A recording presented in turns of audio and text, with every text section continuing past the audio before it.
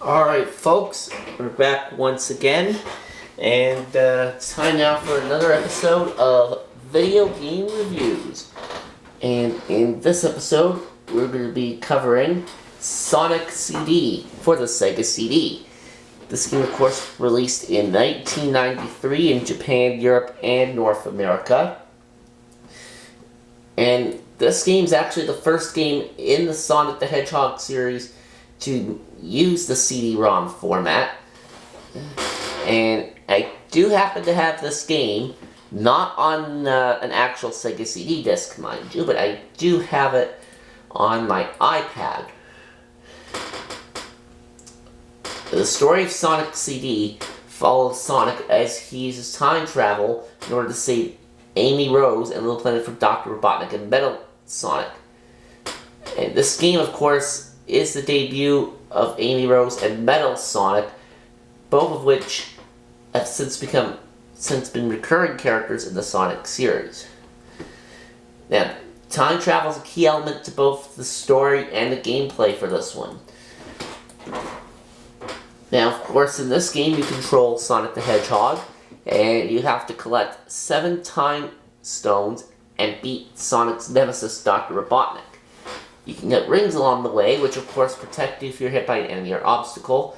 And you can also get some shields, invincibility, and speed shoes.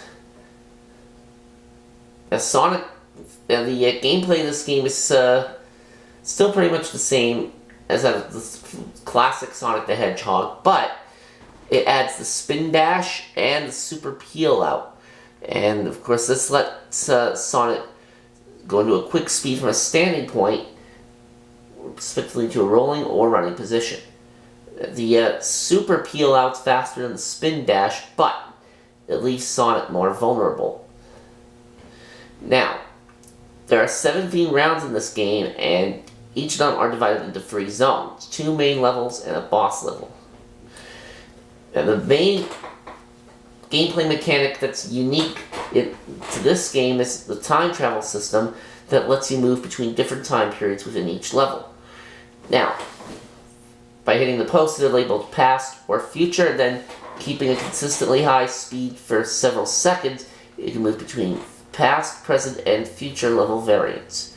The time travel posts are only for the first 2 zones of each stage, while the boss zones always take place in the future.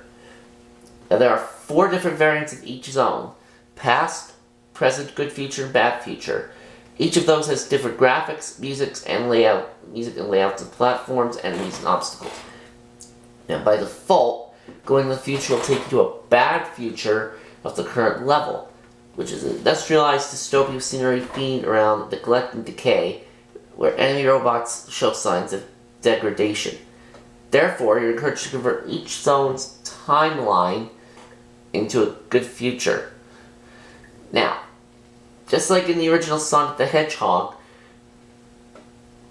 if you have more than 50 rings by the end of the act, a giant ring appears that'll take you to a special stage if you go into it. Now the game does save at the end of each level. So if you get a game over, you can always restart from your last save point. Now, there's also an instant game over scenario in this game, where if you do not pause the game, but you leave it alone for 3 minutes, Sonic is going to leap off the screen.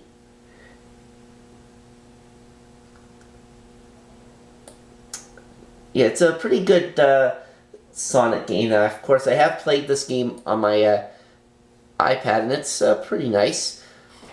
I would get I am have to try and get the actual physical copy of this at some point. The issue with that, though, is that it can be pretty pricey, if you know what I mean. But yeah, this is definitely a game I would highly recommend for the Sega CD. It's definitely a game you should own if you have a Sega CD console in your collection. And I think that will wrap it up for this episode. In the next one, we will cover Muppet Race Mania for the PlayStation.